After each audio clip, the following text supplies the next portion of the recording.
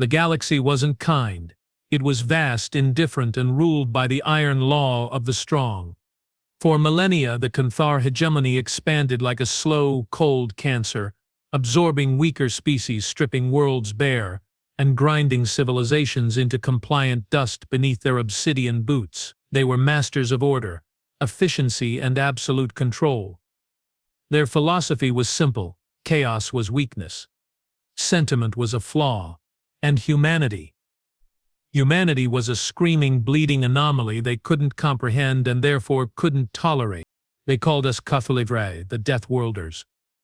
Not out of respect, but with a shudder of revulsion. Our planet Earth was a festering wound in the cosmos, a gravity well too deep, an atmosphere thick with corrosive oxygen, oceans teeming with predatory life, and landmasses racked by tectonic fury. To the K'thar, whose homeworld was a placid, sterile garden under twin suns, Earth was an abomination, and its inhabitants, unstable, violent, illogical, prone to bursts of terrifying, self-destructive fury that defied all K'thar's strategic models. We fought wars over ideas, over scraps of land, over feelings. We built wonders and then shattered them in fits of rage. We were chaos incarnate, and chaos, the hegemony decreed, must be excised. It began subtly. A blockade. Demands for disarmament, for cultural assimilation, for the surrender of our unstable planetary sovereignty. Humanity, fractured but defiant, refused. We'd clawed our way out of the mud, survived ice ages and plagues, built cities that scraped the sky only to see them burn in our own conflicts. We weren't handing our cradle over to cold-eyed conquerors. The hegemony's patience, never abundant, evaporated. Then came the fire. Not invasion, not occupation, annihilation. From the silent void, the K'thar fleet unleashed their scourge. Not kinetic rods, not plasma lances, though they possessed those, but something far more final. Orbital detonations of planet-cracking yield. Not one but hundreds. Synchronized, surgical, designed not just to kill but to sterilize. To reduce the chaotic, vibrant nightmare of Earth to a silent, airless cinder. To erase the Deathworlders from the galactic ledger. The sky didn't just darken, it died. Sunlight vanished, choked by a shroud of pulverized rock and vaporized ocean. The oceans boiled away in geysers of superheated steam. Continents cracked like eggshells under the hammer blows from above. Cities didn't burn, they were flash vaporized, their atoms scattered on the solar wind. Billions perished in seconds, not with screams but with the silent, instantaneous oblivion of total molecular disintegration. The planet groaned, a final seismic death rattle that echoed through the void. The K'thar High Strategos. Burkath watched the telemetry from his command vessel, the unblinking eye. On his primary holodisplay, Earth was a roiling sphere of incandescent magma, wreathed in the expanding cloud of its own ashes. Satisfaction, cold and precise, settled in his multi-chambered heart. The anomaly was resolved. The chaotic variable eliminated, order restored. He transmitted the single-word confirmation to Hegemony Command: purged. He didn't see the bunkers. He didn't see the deep-sea habitats, crushed but not obliterated. Their emergency protocols kicking in as the oceans above them turned to steam.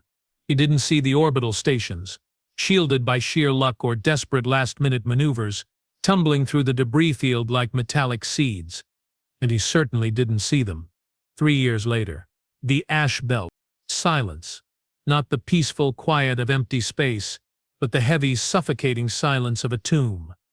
The ash belt, a vast swirling nebula of pulverized rock, frozen water vapor, and the uncountable atoms of a murdered world, orbited the dead cinder that was once Earth. Sunlight, weak and filtered through the perpetual gloom, glinted dully off jagged fragments of continents and the skeletal remains of satellites. Inside Habitat Gamma 7, buried deep within a captured asteroid fragment, the air tasted of recycled sweat, ozone, and despair. Flickering emergency lights cast long, dancing shadows on the scarred bulkheads. The low thrum of life support was the only constant sound, a mechanical heartbeat in a corpse. Commander Anya Rostova stood before the main viewport, her reflection ghostly against the swirling gray void outside. Her face, once sharp with command, was now etched with lines of exhaustion and grief. Her dark hair, pulled back in a severe braid, was streaked with premature gray. She wore a patched flight suit. The insignia of the United Earth Defense Force faded but still visible. In her hand she clutched a small, smooth river stone, the only thing she'd salvaged from the surface before the sky fell. It felt cold, dead. Behind her, the Habitat's command center buzzed with subdued activity. Holographic displays showed sensor sweeps of the ash belt, comms chatter on encrypted channels, vital signs of the dwindling population, 1842 souls. Down from 3,200 just 6 months ago. Starvation, radiation sickness, the slow creep of hopelessness. They were winning the war. The K'thar started. "Commander." A young voice tight with anxiety. Lieutenant Kai Tanaka, barely 20, his face pale under the dim lights. He held a data slate, long-range sensors. "They've pinged something, big, coming out of the Kuiper fringe. Signature matches K'thar, heavy cruiser configuration." Rostova didn't turn. Her knuckles whitened around the stone. "How long?" "ETA. 12 hours. Maybe less, if they push their drives." A collective intake of breath rippled through the small command crew. Eyes darted to the viewport, as if expecting the obsidian hull of a K'thar warship to materialize from the ash at any moment. Fear was a tangible thing here, thick as the recycled air. "Scramble the moths," Rostova ordered, her voice low but steady, cutting through the panic. "Full stealth protocols. Tanaka, you're on overwatch. Jenkins, prep the decoy boys. And someone get Dr. R.S. Thorne down here. Now." Kai swallowed hard. "Yes, Commander." He moved quickly, but his hands trembled slightly as he input commands. Everyone knew the Moth, jury-rigged fighters cobbled together from salvaged shuttles and mining drones, stood no chance against a K'thar cruiser. They were ghosts, meant only to buy time, to be sacrificial distractions. Rostova finally turned from the viewport. Her eyes, the color of storm clouds, swept over her people. She saw the hollow cheeks, the haunted eyes, the desperate hope clinging to her like a second skin. They looked to her for strength, for a miracle. She had none to give, only resolve, only the cold, hard stone in her hand. "Listen up," she said, her voice gaining volume, cutting through the hum of machinery and the unspoken terror. "They think we're gone. They think Earth is ash, and we're just echoes in the dust. They nuked our home to end us." She held up the river stone, its dull surface catching the weak light. "But look at this. Look at us. We're still here, breathing, fighting. They turned our world to powder. But powder can be shaped. Powder can be used." She slammed the stone onto the command console, the sharp crack echoing in the sudden silence. "We are the ash, and ashes are what's left after the fire. We are what survives. Now move, make them see us." Her words, raw and fierce, ignited a spark in the weary faces. Shoulders straightened, jaws set. The fear didn't vanish, but it was overlaid with a grim determination. They were Deathworlders. They knew how to survive hell. Aboard the K'thar heavy cruiser Silent Judgment, High Strategos Vorkith stood on the command dais, his tall, slender frame clad in polished obsidian armor that seemed to drink the light. His face, elongated and covered in fine iridescent scales that shifted from deep violet to cold silver, was impassive. 4 obsidian black eyes arranged in a diamond pattern scanned the tactical holodisplay hovering before him. It showed the ash belt, dense and chaotic, and the faint, flickering signatures of primitive human vessels. The moths, scattering like insects. "Persistent vermin," hissed Substrategos Kilarn, his voice a dry rasp like stones grinding together. He stood slightly behind and to Varkov's left, his own scales a duller gray betraying his lower status. 3 years and they still skitter in the ruins, a testament to their biological tenacity, perhaps.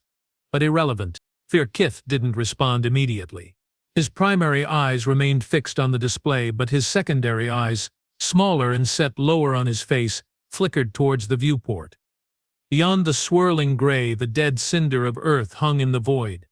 a silent monument to hegemony efficiency. Yet, a faint unease, a dissonance in the perfect order of the purge, nagged at him. Why hadn't they simply died? Why this persist?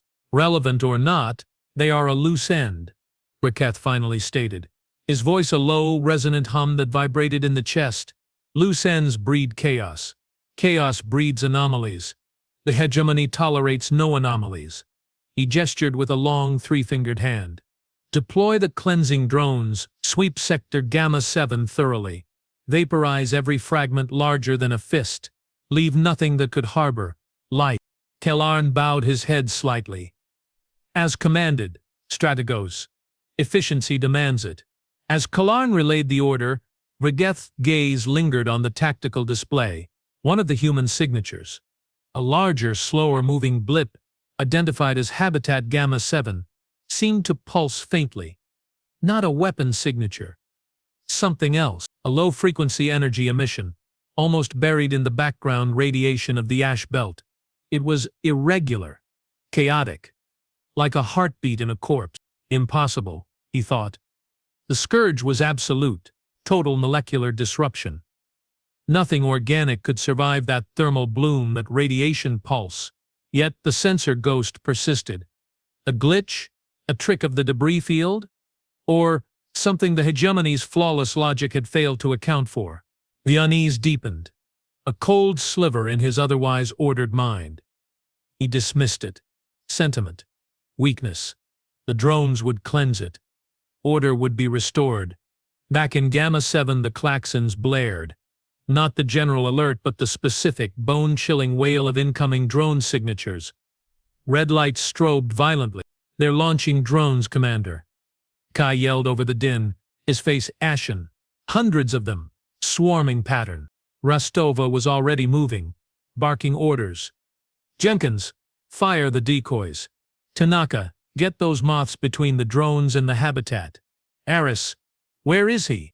Dr. Aris Thorne stumbled into the command center, his lab coat stained, his wild gray hair sticking out in all directions. He clutched a bulky data core to his chest like a shield. His eyes, magnified by thick lenses, darted around the chaos, wide with a mixture of terror and frantic energy. Anya, thank the stars, he gasped, skidding to a halt beside her console. I have it. The resonance frequency. It's working. The ash. It's listening. Rostova grabbed his arm, her grip iron. Aris, talk to me. What does that mean? The ash belt, Thorne stammered, his voice cracking with excitement and fear. It's not just debris. The Scourge, it didn't just destroy Earth, it transmuted it. The energy, the specific isotopic signature of the K'thar warheads. It interacted with the planetary crust, the mantle, created something new. A metastable crystalline lattice, infused with residual energy. It's dormant, but it resonates. With the right frequency, we can trigger it. He shoved the data core onto the console. Holographic schematics flared to life, complex waveforms, energy matrices, geological cross-sections of the ash belt glowing with potential energy nodes. It's like striking a tuning fork made of the planet's bones. We can make the ash explode, not just burn, detonate. Chain reaction across the entire belt. The command center fell silent, the klaxons momentarily forgotten. Stunned faces turned to Thorne, then to Rostova. Hope, wild and terrifying, warred with disbelief. Detonate the ash belt, Kai whispered, horrified. That's everything. It's our home, our graveyard. It's also our weapon. Thorne shot back, his eyes blazing. The K'thar think they buried us in it.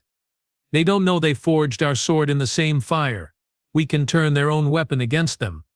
But we need time, precise targeting, and we need to be inside the resonance field to control it. The emitter array, it's fragile. Rostova stared at the schematics, then at the tactical display showing the relentless advance of the K'thar drones, their cold, efficient paths converging on Gamma 7. She thought of the river stone, of the billions turned to ash, of the 1,842 souls clinging to life in this metal tomb. The K'thar wanted order. They wanted silence. Let them have silence, she thought, a cold fury crystallizing in her chest. The silence of the grave. Tanaka, she said, her voice suddenly calm, terrifyingly calm. Recall the moths. All of them. Now, K'thar gaped. Commander? But now, Lieutenant, Jenkins rewrote all non-essential power to the habitat's forward shields. Maximum dispersion. Aris, how long to calibrate the emitter? 10 minutes. Maybe 15 if the drones don't fry the array first. Thorn's hands flew over the data core, inputting frantic commands. 10 minutes, Rostova repeated. She looked at her crew, her family in this tomb. We hold.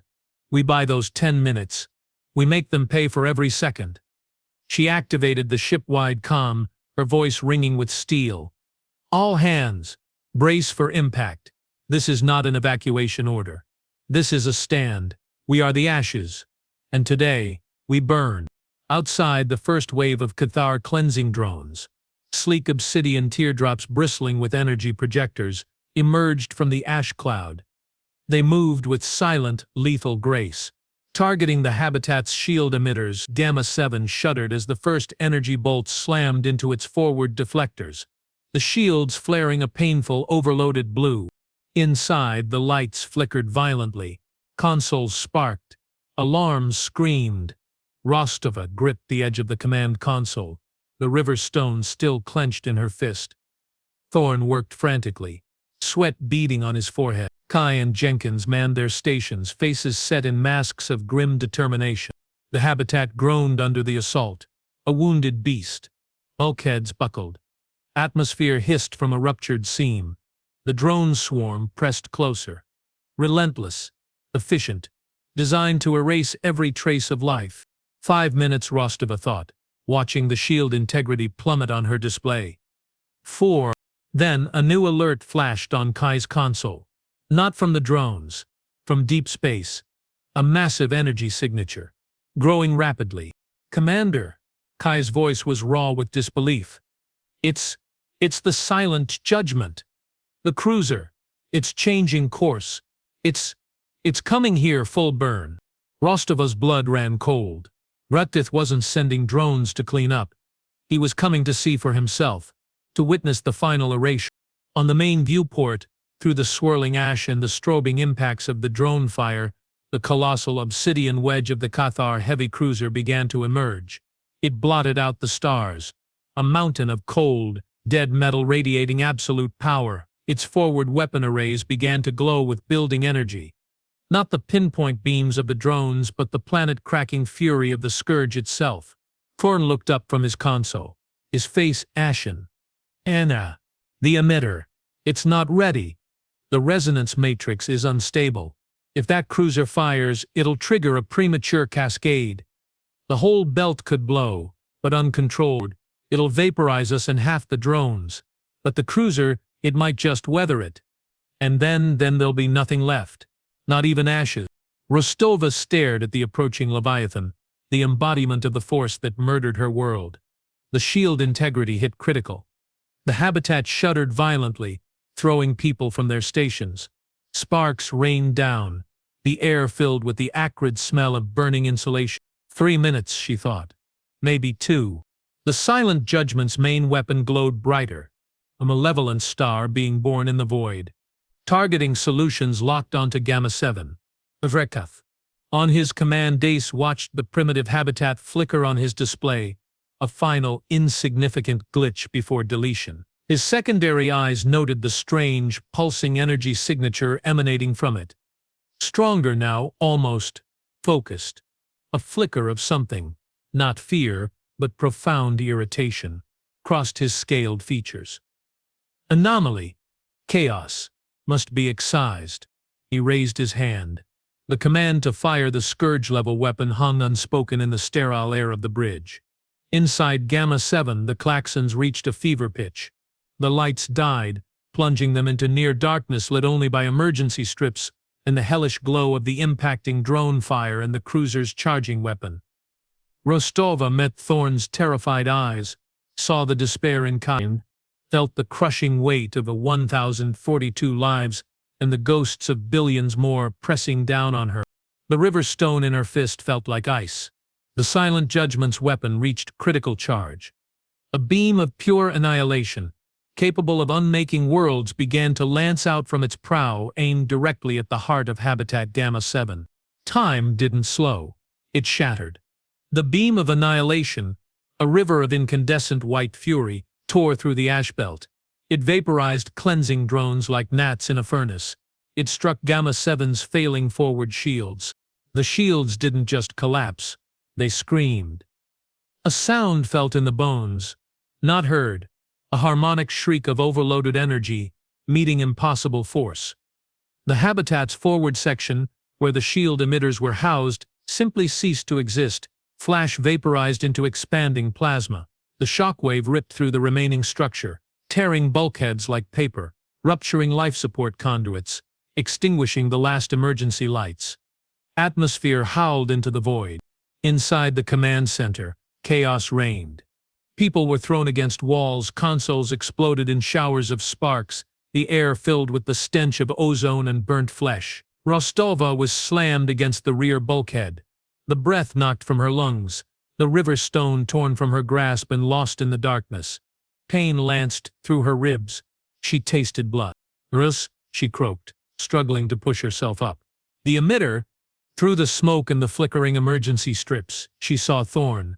He was sprawled near his console, blood trickling from a gash on his temple, but his hands were still moving, frantically jabbing at the data core interface. His eyes, wide with terror and manic focus, were locked on the holographic resonance matrix. It was flickering wildly, spiking into the red. It's feeding on the beam," he gasped, his voice ragged. "The Scourge energy, it's catalyzing the reaction. Too fast, too unstable. The cascade, it's starting. But it's wrong." On the main viewport, miraculously still intact though cracked, the scene was apocalyptic. The silent judgment's beam, having punched through Gamma 7, was now lancing deep into the ash belt itself, striking a particularly dense cluster of debris. Where the beam touched, the ash didn't just vaporize, it ignited. Not with fire, but with a silent, expanding sphere of pure, chaotic energy. A shockwave of resonant destruction propagating outwards at impossible speed. It hit other debris clusters, triggering secondary detonations. The ash belt was waking up, and it was furious, but it was uncontrolled. Wild. The energy waves were colliding, interfering, creating dead zones and unpredictable surges. Some K'thar drones were obliterated instantly, others were flung away, tumbling. The silent judgment itself, caught on the periphery of the initial blast wave, shuddered violently.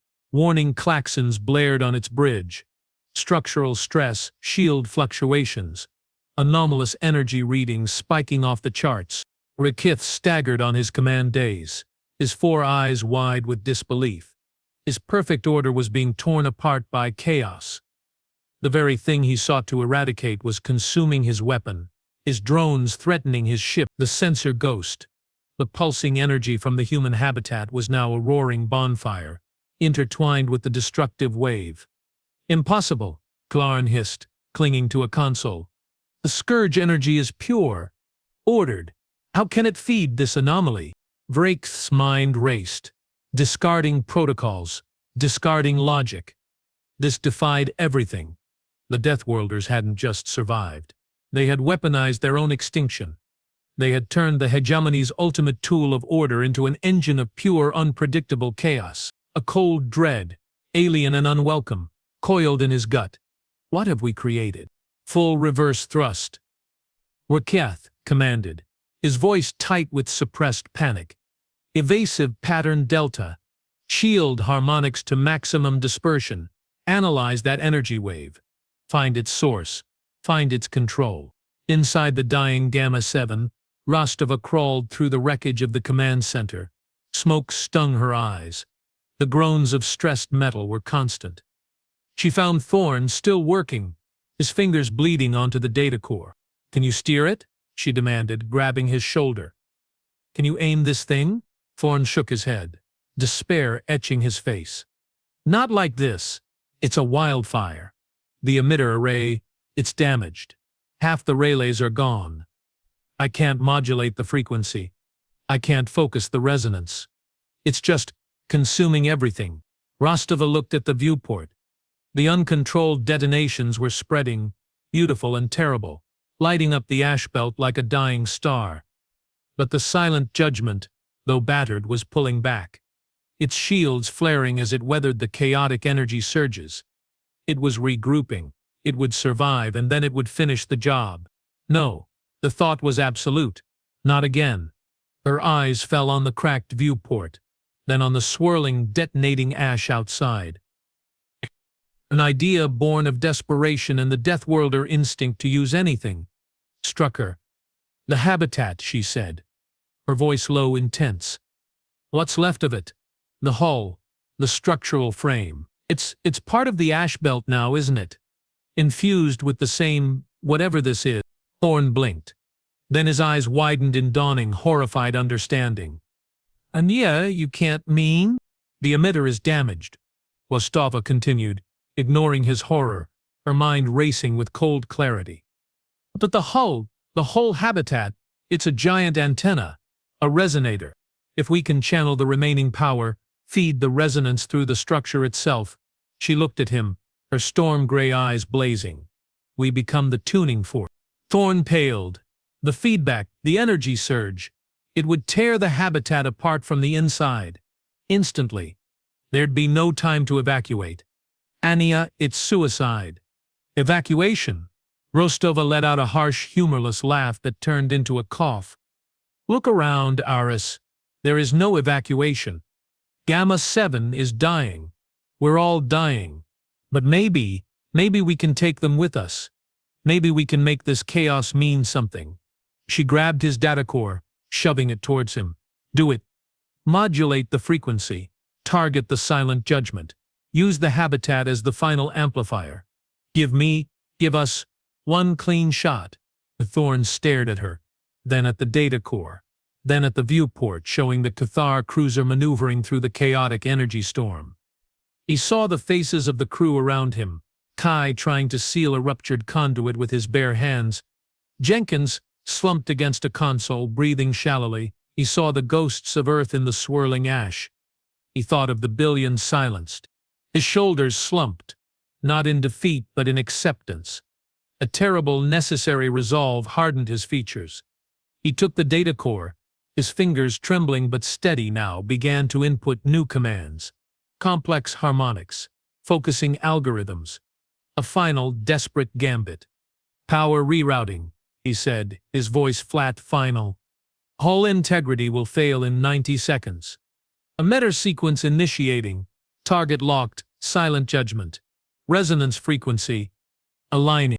Rostova didn't hesitate. She activated the ship-wide comm, her voice cutting through the groans of the dying habitat. All hands. This is Commander Rostova. Abandon all stations. Get to the central core. Now. That's an order. It was a lie. There was no safe place, but it was the only mercy she could offer. The illusion of a chance.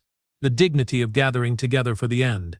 She turned to Kai and the few others still conscious in the command center. Go. Now. Her eyes held theirs, conveying everything words couldn't: gratitude, sorrow, and fierce, unbreakable pride. Kai hesitated, tears streaking through the grime on his face. Commander! Go, Lieutenant! Rostova roared, the command cracking like a whip. Kai flinched, then turned and stumbled towards the corridor, helping Jenkins up. Alone with Thorn in the ruined command center, Rostova leaned against the cracked viewport. The silent judgment filled the view, its obsidian hull scarred but defiant, its weapon arrays powering up again, seeking to finish what the Scourge started.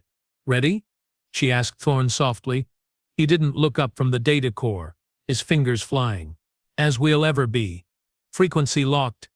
Amplification sequence engaged. A deep, subsonic hum began to vibrate through the habitat's frame. Not the shriek of destruction, but a low, powerful thrumming, like the heartbeat of the planet itself reborn in fury. The lights, what few remained, pulsed in time with it. The very air seemed to thicken, charged with potential. On the silent judgment, Vriketh felt it. A new energy signature, distinct from the chaotic detonations, focused, directed, aimed. It emanated from the shattered human habitat, now glowing with an internal sickly green light. Strategos, Kalarn cried, pointing at the tactical display. The anomaly! It's coalescing! Targeting us! Wagasath's blood ran cold. They weren't just causing chaos, they were harnessing it, weaponizing their own destruction with terrifying precision. Maximum shields, evase. He never finished the command. From the heart of the dying habitat Gamma 7, a wave of pure resonant energy erupted. Not a beam, but a focused pulse, shaped by the final desperate will of its inhabitants and the unique properties of the transmuted ash belt. It wasn't fire or plasma, it was a wave of disruption, a harmonic frequency that vibrated at the molecular level, seeking out the specific crystalline structures within the K'thar ship's hull, its shields, its very atoms. The pulse struck the silent judgment's forward shields. The shields didn't flare and collapse. They shattered, like glass hit by a perfect note. The resonant wave passed through the weakened barrier and slammed into the obsidian hull. The effect was instantaneous and horrifying. The K'thar hull, incredibly strong under normal conditions, began to vibrate. Not just shake, but resonate at a frequency that tore its molecular bonds apart. Sections of the hull didn't melt or explode. They simply disintegrated into fine gray powder, identical to the ash belt surrounding them. The disintegration spread like a disease racing along the cruiser's length. Internal explosions bloomed as conduits and reactors, caught in the resonant field, tore themselves apart. On the bridge, chaos erupted. Consoles exploded. Bulkheads crumbled into dust. Kalarn was caught in a wave of disintegration, his scream cut short as his body dissolved into ash that swirled in the suddenly decompressing air. Vriketh was thrown from his daze, his armor cracking, his scales flaking away. He saw his ship, the symbol of hegemony, power, and order, being unmade by the chaotic energy of the Deathworlder's grave. The horror was absolute. The incomprehension was worse. How could this happen? How could they do this? He managed to activate his personal emergency beacon, a final futile gesture of protocol, before a wave of resonant energy washed over the bridge. His last sight was the viewport, filled not with stars but with the swirling, vengeful ash of Earth, rushing in to claim him. Aboard Gamma 7, the pulse had expended its energy. The deep hum ceased. The internal glow faded. The habitat was utterly dark, utterly silent except for the groans of its final death throes. Rostova and Thorn stood together in the blackness, leaning against the viewport, watching the silent judgment break apart, its massive structure crumbling into the ash belt, adding its own obsidian dust to the grave. "It worked," Thorn whispered, his voice raw. Rostova didn't answer. She felt the habitat shudder violently, a final terminal spasm. The last of the structural integrity failed. With a sound like a sigh, the entire forward section, where they stood, tore free from the main body. They were adrift in a small, tumbling chunk of metal, surrounded by the expanding cloud of the K'thar cruiser's remains and the ever-present ash belt. Oxygen was running out. The cold of space seeped through the thin metal. They were going to die. But they had done it. They had made the ashes burn. They had made the hegemony. Rostova closed her eyes, not in fear but in exhaustion. She thought of the river stone, lost in the wreckage. She thought of Earth. She thought of the 1842 souls, now just more ash in the belt. A strange peace settled over her. They hadn't won survival, but they had won meaning. They had proven that even in utter annihilation, the Deathworlder spirit could strike back. Then, through the cracked viewport, she saw it. Not another K'thar ship. Not rescue. A signal. Faint but distinct. Pulsing through the ash belt. Not K'thar. Not human. Different. Orn saw it too. Anya. That's not hegemony encryption. It's repeating. A distress call, or a hail. Rostova strained to see. The signal source was deep within the ash belt, near the epicenter of the initial Scourge detonations, where nothing should survive, where nothing should be broadcasting. As their chunk of habitat tumbled, bringing the source into clearer view on a miraculously still functioning external sensor feed. Both Rostova and Thorn froze. It was a ship, but unlike any K'thar vessel. Sleek, organic curves instead of sharp angles. Hull shimmering with a pearlescent sheen, not obsidian. And it was growing. Tendrils of what looked like crystalline coral were slowly, steadily, rebuilding sections of its hull from the ash belt itself, absorbing the transmuted debris, incorporating it. And the signal, it wasn't a distress call. It was a question, broadcast in a dozen languages, including a halting, reconstructed approximation of pre-Scourge English. "Who are you?" Rostova and Thorn stared, disbelief warring with a dawning, terrifying realization. The ash belt wasn't just a weapon. It wasn't just a grave. It was a nursery. And something had woken up in it. Aboard the unknown vessel, the being who called itself Zalara observed the two small, fragile life forms adrift in the debris. Their vessel was primitive, dying. Their biosigns were weak, fading. Yet, their energy signature, it resonated with the heart ash. The transmuted matter of their murdered world. Zalara's species, the mycelians, were ancient. Older than the K'thar Hegemony. They were not warriors, but weavers. They traveled the galaxy not in ships of metal but in living vessels grown from biocrystalline matrices, feeding on stellar dust and cosmic radiation. They sought places of great energy, great change to seed new life, new connections. They had been drawn to this system by the cataclysm. The Scourge was a scream in the fabric of space-time, a wound that needed tending. They had arrived too late to save the world. But they had found the ashes, and the ashes were alive with potential. The K'thar energy, the planetary matter, the sheer, concentrated will of the billions who died, it had created something new, something the mycelians recognized, a nascent planetary consciousness, born of trauma and fury, infused with the unique, chaotic spark of its creators, the Deathworlders. Zalara had been nurturing it, weaving their own biolattice into the ash belt, trying to calm the chaotic resonance, to guide it towards creation, not just destruction. They had felt the focused pulse that destroyed the K'thar ship, a terrifying, beautiful act of defiance, and they had seen the source. These two fragile sparks, clinging to life amidst the ruin they had weaponized. "Who are you?" Zalara had broadcast. Not just with words, but with a gentle pulse of empathic energy, seeking to understand the nature of these beings who could turn their own extinction into a weapon, yet whose biosigns still held such profound sorrow. Now watching the two humans, the female leader with the storm in her eyes, the male scientist with the frantic energy, Zalara felt a profound sadness, but also awe. They were broken, dying, but their spirit, it was the hard ash given form. Unyielding, creative even in annihilation. Zalara extended a tendril of their vessel, not to capture but to offer, a lifeline of pure, clean energy, and a space within their living hull, an offer of sanctuary, of understanding.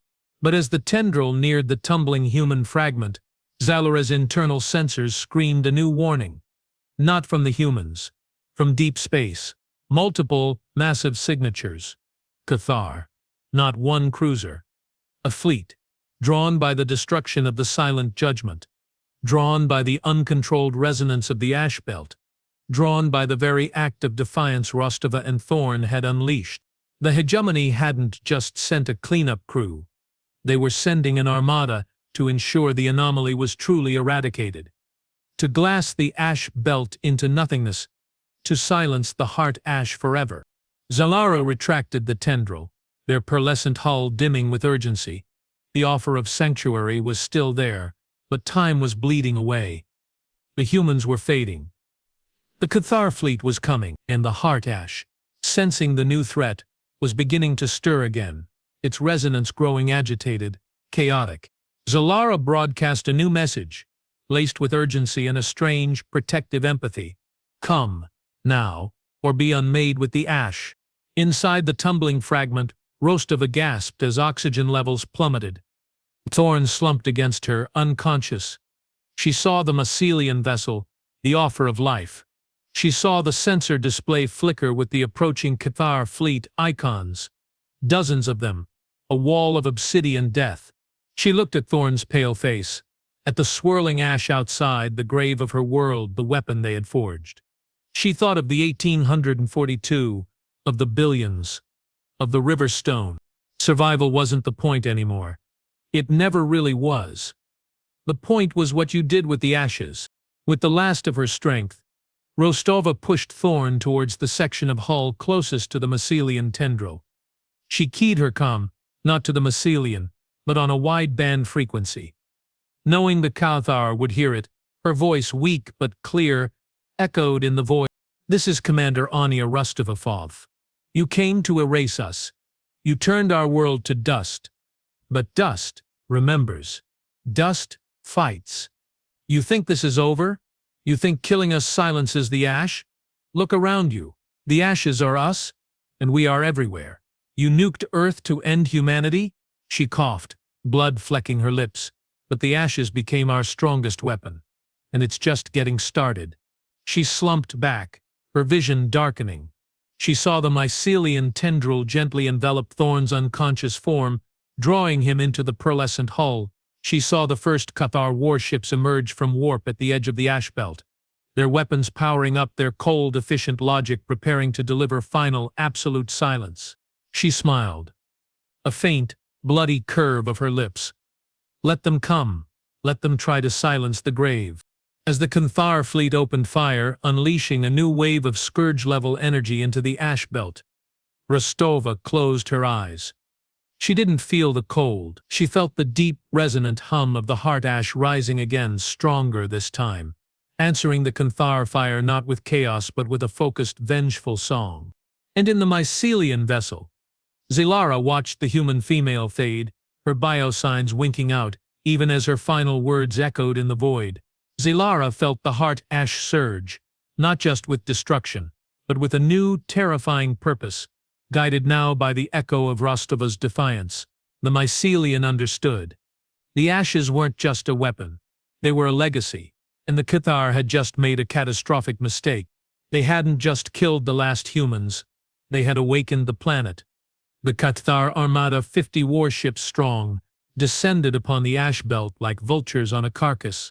Their logic was impeccable. Overwhelming force, simultaneous bombardment, total molecular disruption. Erase the anomaly, erase the chaotic resonance, erase the memory of the silent judgment's humiliating end. Restore order. They fired. Hundreds of Scourge-level beams lanced into the swirling nebula of Earth's remains. The energy was staggering, enough to unmake a dozen worlds. The ash belt should have been vaporized, scattered to the solar wind, rendered in. It wasn't. The beams struck the transmuted matter, the heart ash, and something happened. Instead of dissipating, the K'thar energy was absorbed, not passively, but greedily. The heart ash, awakened and enraged by Rostova's final defiance in the mycelium's subtle guidance, resonated with the incoming fire. It didn't just reflect it, it amplified it, twisted it, and redirected it. The ash belt exploded, but not randomly, not chaotically, with terrifying, focused intent. Gigantic tendrils of resonant energy, glowing with the sickly green light of transmuted planetary matter, lashed out from the nebula. They weren't beams.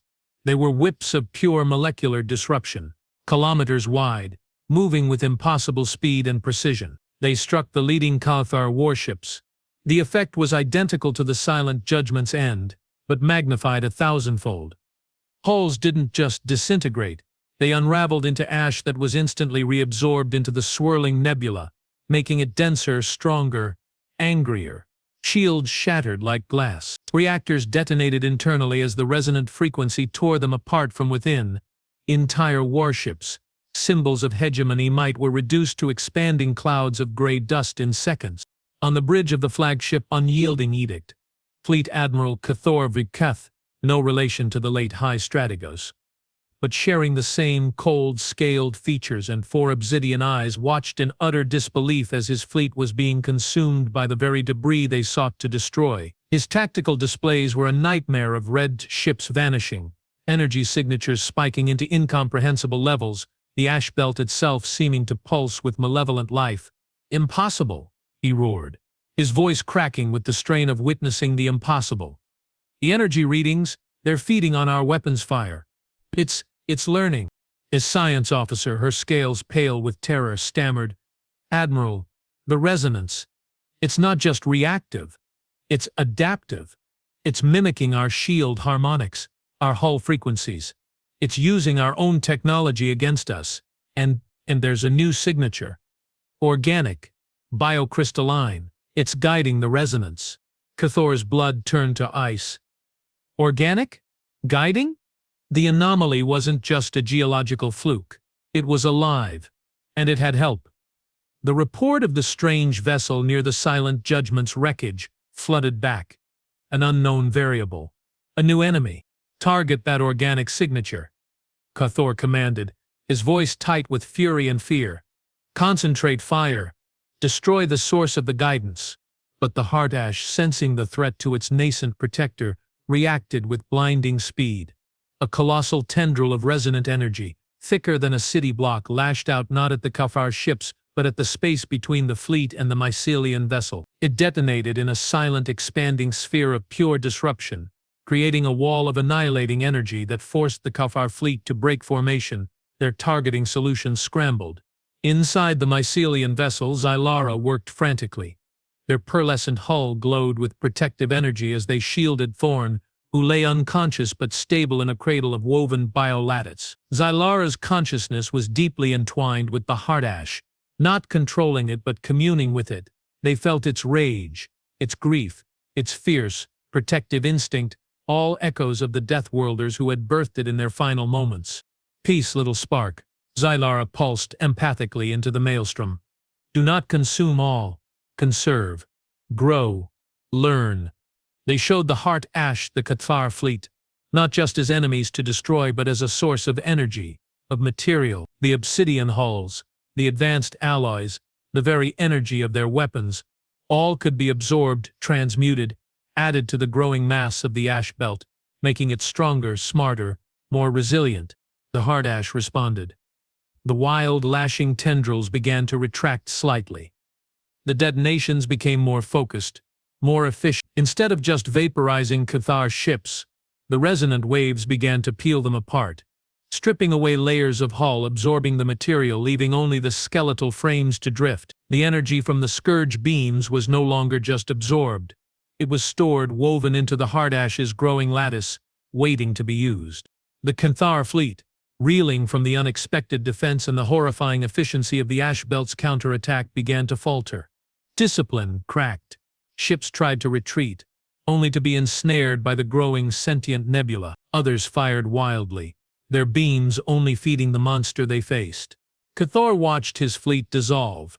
His perfect order was being replaced by a nightmare of adaptive chaos. He saw the organic vessel, untouched, radiating calm amidst the storm. He saw the ash belt growing, incorporating the very essence of his warships. Despair, a feeling he thought himself incapable of, began to claw at his mind. This wasn't war. This was consumption. "Admiral," his Comaxo officer cried. "Hegemony command. They're recalling the fleet. All Hegemony assets in Sector Sol are to withdraw immediately. They're declaring the system quarantined, unstable, too dangerous." K'thar stared at the message. Quarantined? They were running, abandoning the anomaly, leaving it to fester, leaving the Heart Ash to grow stronger, fed by the wreckage of his fleet. The shame was absolute. The Hegemony, the pinnacle of order, was fleeing from the ashes of a deathworld. "Execute withdrawal," K'thar snarled, the command tasting like ash in his own mouth. "Maximum warp. All ships. Now." The surviving K'thar ships, less than a third of the original armada, broke away from the ash belt, their engines flaring as they punched into warp, leaving behind a graveyard of their own making and a nebula that pulsed with vengeful, growing life. Silence returned to the ash belt, but it was a different silence. Not the silence of death, but the quiet hum of immense coiled power. The hard ash settled, its tendrils retracting, its glow dimming to a deep, watchful emerald. It had absorbed the K'thar fleet's energy, its materials, its very fear. It was stronger, smarter, and it remembered. Inside the mycelian vessel, Thorn awoke. He was lying on a soft, warm surface that seemed to breathe gently. The air was clean, smelling faintly of ozone and something like damp earth. Light filtered through the pearlescent walls, casting shifting patterns. He sat up, his head pounding, his body weak but alive. He saw Xylera, not as a physical form, but as a presence, a gentle empathic consciousness that filled the space, accompanied by soft chiming sounds. Images formed in his mind: the K'thar fleet's destruction, the Heart Ash's defense, the withdrawal, and Anya, her final moments. Her defiance, grief, sharp and fresh, washed over him. He buried his face in his hands. Anya, she is with the Ash. Xylera's voice chimed in his mind. Not words, but pure understanding. Her will is the spark. Her defiance is the song. She is not gone. She is transformed. Thorn looked up, tears streaming down his face. He saw the main viewport of the mycelian vessel. The ash belt filled the view, no longer just gray dust, but a swirling luminous nebula of emerald and silver, shot through with veins of captured K'thar obsidian and the faint, ghostly blue of Earth's oceans. It pulsed with a slow, steady rhythm. A heart. The K'thar sought to erase you, Sidelar pulsed. They only forged you anew. The Deathworlders are not extinct. You are ascendant. The ash is your body. The void is your home, and your enemies will learn to fear the grave. Thorn understood. They hadn't survived as humans. They had become something else. Something born of Earth's death. K'thar fire and human spirit. The ultimate Deathworlders, not bound to a planet but made of its ashes, capable of reshaping matter and energy with a thought, fueled by the collective will of billions. He felt a connection then, faint but undeniable. A thread of awareness stretching from his mind into the vast luminous nebula outside. He could feel the Heart Ash, its rage, its sorrow, its fierce, protective love for the memory of Earth, and beneath it all the indomitable spark of Anya Rostova and Kai and Jenkins in all 1842 and the billions before them. The unbreakable spirit of humanity. He wasn't alone. He was part of something vast, something powerful, something that would never be silenced. What do we do now? Thorn thought, the question echoing in the shared space between his mind and Xylera's. Xylera showed him star charts, not just solar system, the hegemony. Dozens of worlds, hundreds of species living under the K'thar boot, worlds choked by order, drained of chaos, of life, of spirit, worlds that needed awakening. The K'thar fear chaos, Xylera chimed. They fear the unpredictable, the resilient, the Deathworlder spirit. You carry that spirit, not in flesh, but in ash. In will, you are the antidote to their order, the spark in their sterile darkness. Thorn looked at the luminous ash belt, his new home, his new body. He thought of Anya's final words. The ashes became our strongest weapon. She was right, but it was more than a weapon. It was a promise. He closed his eyes, not in grief, but in focus. He reached out with his mind, not to destroy but to connect, to the Heart Ash, to the memory of Earth, to the unbroken will of humanity. He felt the nebula respond. The emerald glow intensified, tendrils of resonant energy, gentle this time, not destructive, began to weave through the debris, not just absorbing but building, shaping, forming structures, not ships, but something new, living constructs of transmuted ash and captured starlight, infused with the chaotic, creative spark of the Deathworlders. The first of the new vessels began to take shape. Sleek, organic, glowing with the same emerald light as the Heart Ash. A vessel not of metal but of memory and defiance. A vessel that could travel the stars, not to conquer but to liberate. To awaken other worlds to their own chaotic potential. To show the galaxy that even in utter annihilation, life, fierce, unpredictable, unbreakable life, finds a way. Thorn opened his eyes. They glowed with the same emerald light as the ash belt. He wasn't Dr. Eris Thorne, scientist anymore. He was something more. A guardian. A weaver. A deathworlder reborn. He placed his hand against the pearlescent wall of the mycelian vessel, feeling the thrum of the heart ash through it.